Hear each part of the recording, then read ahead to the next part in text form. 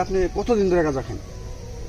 আমি গাঁজা খাইছি আর কি, হঠাৎ বিতাট খাইছি, মানুষ পালে মানে খাইছি মানে। তাতে গাঁজা খেয়ে তোমার জীবনে উপকার হয়েছে না? না, উপকার হয় না।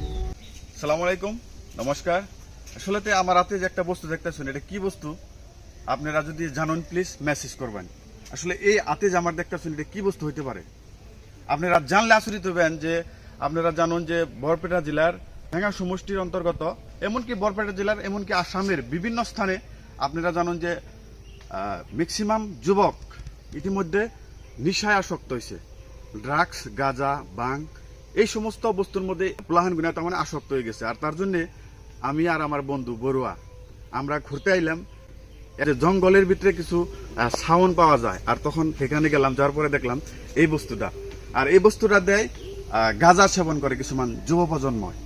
আমি গাঁজা খাওয়া কিছু যুব প্রজন্মের কাছ থেকে জানাম যে আসলে গাঁজায় মানুষকে তিল তিল করে কিভাবে ধ্বংস করতে পারে, আর এই সমাজটা কোন দিকে গতি করছে এই সম্পর্কে কিছু বার্তা দেওয়ার জন্য আপনাকে সামনে আসছি। প্লিজ ভিডিওটা কন্টিনিউ করবেন।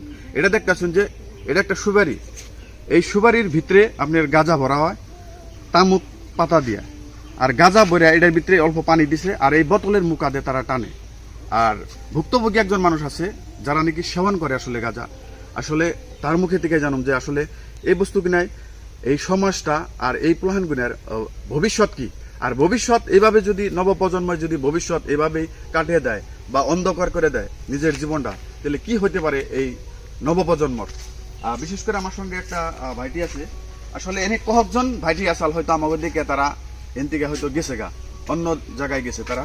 আপনারা দেখতেছেন যে ক্যামেরা পার্সনটা আমি দেখে দিবার কম জেনে দেখতেছেন যে অসংখ্য বোতল, আর কিছু সংখ্যক মানুষ এনে হয়তো গাঁজা এবং ড্রাগস বা অন্যান্য নেশা জাতীয় বস্তু হয়তো তারা সেবন করে।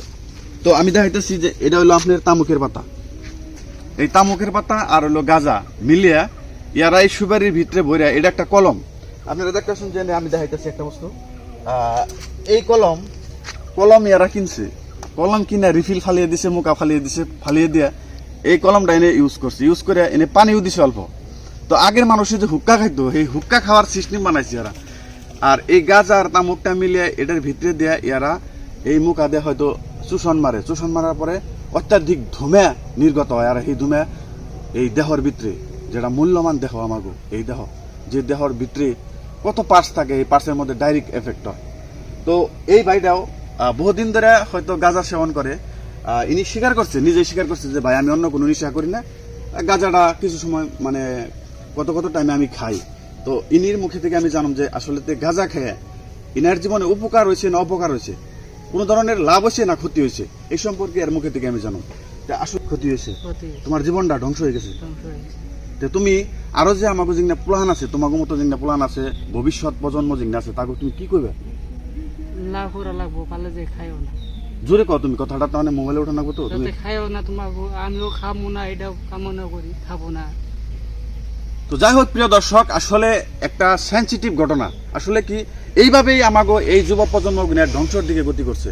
আসলে যদি এইভাবে আমাগো এই যুব প্রজন্ম গুণা যদি এইভাবে নেশায় আসক্ত হয়, তাহলে এই সমাজটা বা এই যুব প্রজন্ম ভবিষ্যৎ কি, ভবিষ্যৎ একটা অন্ধকারের দিকে গতি করছে।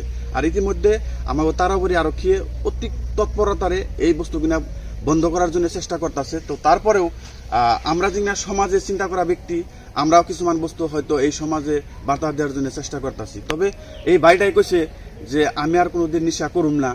প্লাস আমি আমার মতো যারা ভাই আছে, এই ভাইকে আমি অনুরোধ করি যে প্লিজ কেউ যাতে এই নেশার মধ্যে না হে, গাঁজায় হোক, ড্রাগসে হোক বা অন্য অন্য নেশায় হোক, মদে হোক বা ভাঙি হোক, এই বস্তুর মধ্যে না হারাই ভালো সব থেকে। তো আপনাকে আমি দেখাইলাম যে গাঁজা খাওয়ার স্টাইলটা দেখুন, কিছু ইউনিক স্টাইল বানাইছি এরা। এটা হলো সুপারি, আর এটা হলো কলম, এটা হলো পানির বোতল। আর এই যে ব্র্যান্ড, যেটা পানির ব্র্যান্ড, এই মালিকরাও কেউ চাইতেছি দেখেন আপনার বোতলটা ইউজ করতেছে আরমান নামের এই মানুষটার ব্র্যান্ডটা ইউজ করতেছে এরা বোতল।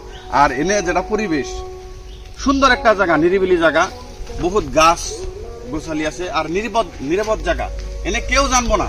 এনে যদি এরা গাঁজা না, যদি ড্রাগস বা অন্য অন্য বস্তু এরা সেবন করে, হয়তো প্রশাসন বা অন্য কোনো ব্যক্তি হয়তো দেখতে পারবো না। কিন্তু আমরা এই জায়গায় এসেছিলাম হলো নদীর পাড়ে ঘুরবার জন্য, আর দেখলাম যে রাস্তার মধ্যে কয়টা বাইক, আর বাইকটা দেখে